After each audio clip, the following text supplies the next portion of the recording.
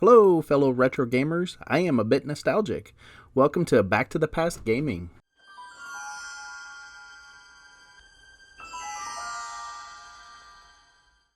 Today we're going to be playing Swordigo for Android, and I'll just kind of go through and commentary over it as we go.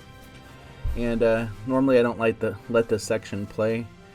It's a little skippy at first because of the computer. Looks like it caught up now.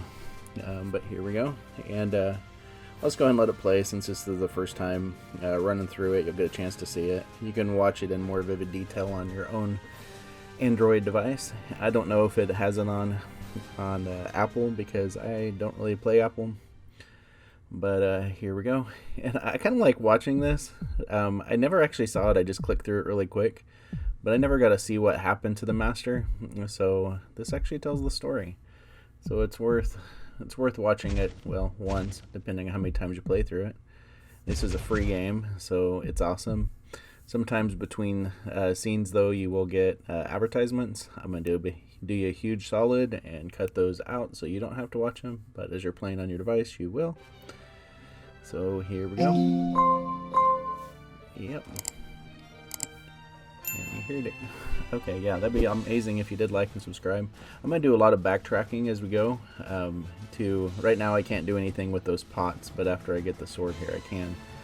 But I believe don't leave any stone unturned, any pot unbroken, any bush uncut, because there's things in them. You know, any monster that you can attack and kill, I do. I hate that watching games where they'll leave stuff behind and just jump over it. It's like, dude, just do it. So as I play, I go ahead and do that. And so I'm going to come back here and kill these, not kill them, they're not alive, but, well, neither are the characters. But anyway, hit the pots and try to get gems out of them. And then move on. So it'll look like I'm doing a lot of backtracking, but you do yourself a favor later on, because you need the coins and the experience the further you go. Once you've already worked yourself up, you know, when you go to attack the monsters and things, it'll be a lot easier than if you just kind of run through it really quick. So this is why I do it. And then when you go to buy something, because you need it, you saw something up there to the right. We're going to come back to that right now. I'm just going to cut everything down, pick up a treasure chest, and kill a few monsters, and then come back here. But once you go to buy things, you already have all the coins because you went through this extra little bit of annoyance, but a step that's necessary. Yeah, never attack from the top, as I show you there. I'm going to pretend like I did that on purpose, but I did not.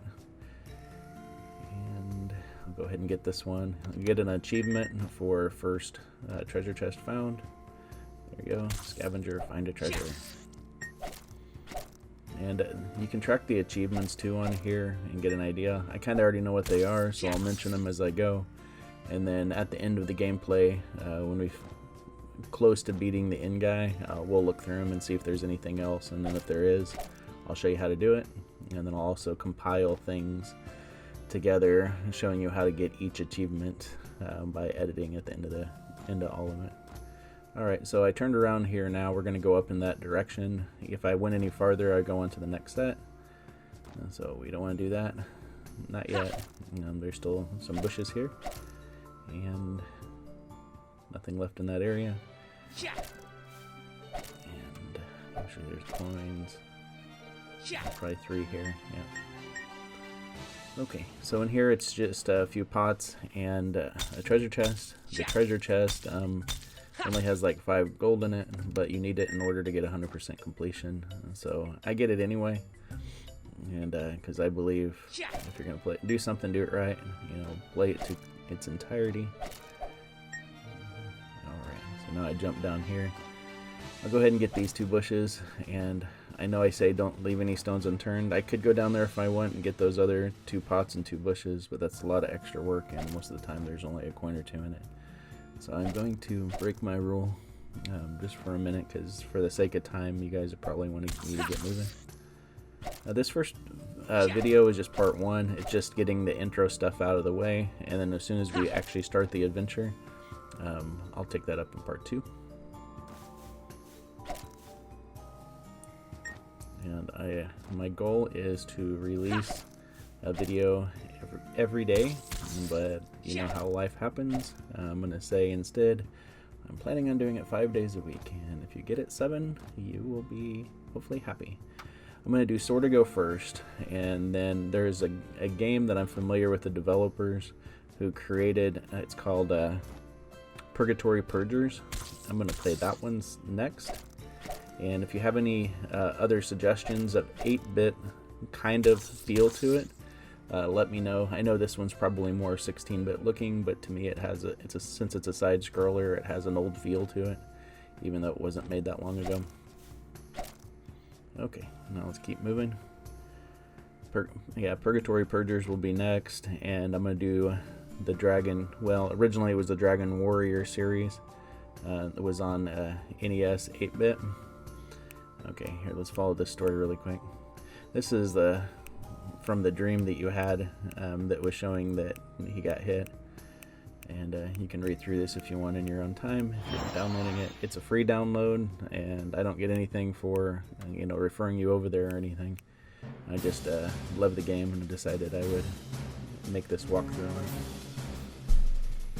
Alright, here's the very same scene that you saw in your dream, but now with you instead of the master. I'm going to do this 2 different ways.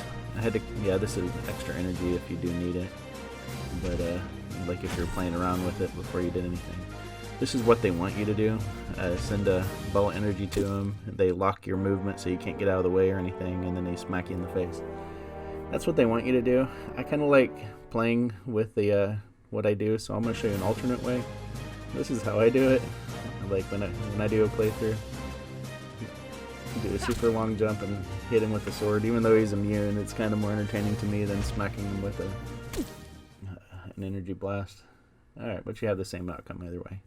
So it takes you back here, and you run through the storyline. Basically, it's telling you, oh no, he's dead, and go get a sword. And that's what it's going to do right here. Yeah, it had that pause there because you're telling him what happened, and it's telling you to go get a sword. And so you got to kill the master of all evil, like in all video games. Yeah, so find the legendary weapon. So that's our next goal. And of course, you know me, I'm going to come back here and get the 2. Yep, hey, got a coin.